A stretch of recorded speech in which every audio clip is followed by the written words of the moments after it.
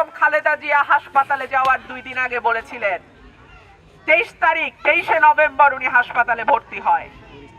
20 তারিখ উনি বলেছিল রুমিন আর সোহেলের ব্যাপারটা কি, কেন রুমিনকে নমিনেশন দেয়া হইল না। দল তার কোনো জবাব দিতে পারে নাই। তারপর আমাদের মা দেশনেত্রী বেগম খালেদা জিয়া আল্লাহর কাছে মেহমান হয়ে গেছেন। এরপরে দল আমাকে বহিষ্কার করেছে। এখন আবার দল আমাকে সকাল বিকাল টেলিফোন করে, বলে মন্ত্রিত্ব দিয়ে দেব, আসনটা ছেড়ে দেন। আজকে আপনারা আমাকে যে ফুলের মালা দিয়ে বরণ করেছেন, আমি আল্লাহর কাছে দোয়া করি আগামী 12ই ফেব্রুয়ারি আল্লাহ যেন আমার ভাগ্যে এই মালা লিখে রাখে। প্রিয় ভাইরা আমার, গত 17 বছর আমি কি করেছি, কার পক্ষে ছিলাম, কাদের জন্য লড়াই করেছি, আপনারা সবাই জানেন। এখন হলো মিডিয়ার যুগ, সবার হাতে হাতে মোবাইল টেলিফোন, সবই দেখা যায়। কে রাস্তায় লড়াই করছে, কে পুলিশের বাধা মুখে গিয়ে রাস্তায় বসে পড়ছে, কাকে ব্রাহ্মণবাড়িয়ায় অবাঞ্ছিত ঘোষণা করার পরেও আওয়ামী লীগ আবারও ব্রাহ্মণবাড়িয়ায় গিয়ে মিটিং করছে, সংসদে দাঁড়ায় কে বলছে এই সংসদ অবৈধ, এটা আপনারা সবাই জানেন। আমি এই কথা বলবো না, শুধু একটা কষ্টের কথা বলি। যাদের জন্য আমি এই লড়াইটা করেছি, আমার প্রাণের দল, যে দলের হাত ধরে আমার রাজনীতিতে আসা, আমার নেতা 3 বারের প্রধানমন্ত্রী দেশনেত্রী বেগম খালেদা জিয়া। বেগম খালেদা জিয়া আমাকে এই রাজনীতিতে নিয়ে আসছে।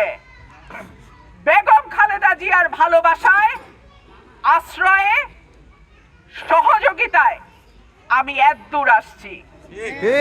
আমার মা যেদিন মারা গেছেন সেই দিন আমি বহিষ্কার হয়েছি। আমার মা জীবিত থাকা অবস্থায় আমাকে বহিষ্কার করা যায় নাই। আমার মা দেশনেত্রী বেগম খালেদা জিয়া হাসপাতালে যাওয়ার 2 দিন আগে বলেছিলেন 23 নভেম্বর উনি হাসপাতালে ভর্তি হয়। 20 তারিখ উনি বলেছিল রুমিন আর সোহেলের ব্যাপারটা কি, কেন রুমিনকে নমিনেশন দেয়া হইল না। দল তার কোনো জবাব দিতে পারে নাই। তারপর আমাদের মা দেশনেত্রী বেগম খালেদা জিয়া আল্লাহর কাছে মেহমান হয়ে গেছেন। এরপরে দল আমাকে বহিষ্কার করেছে।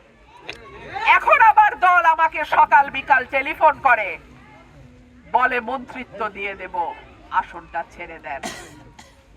আমার জান থাকতে, আমার শরীরে 1 বিন্দু রক্ত থাকতে মন্ত্রিত্ব তো দূরের কথা, আমি সারা দুনিয়ার কারোর জন্য, কোনো কিছুর জন্য আমার এই মানুষদের আমি ছাইরা যাব না।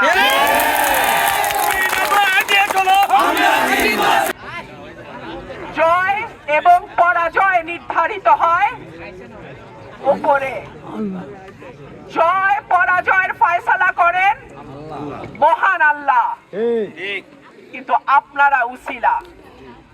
আমি আপনাদের দরবারে আসছি, আপনাদের উঠান বৈঠকে আসছি, আপনাদের বাড়িতে আসছি, আমি খালি হাতে আসছি। দল বহিষ্কার করেছে, এখন আবার বলে মন্ত্রিত্ব। আমি কোনোটাতেই আমার এলাকার মানুষরে ফালাইয়া দিয়া যাব না।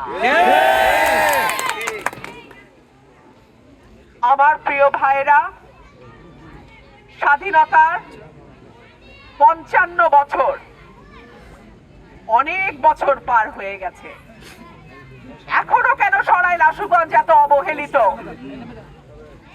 আপনারা তো নির্বাচন আসলে ভোট দিছেন।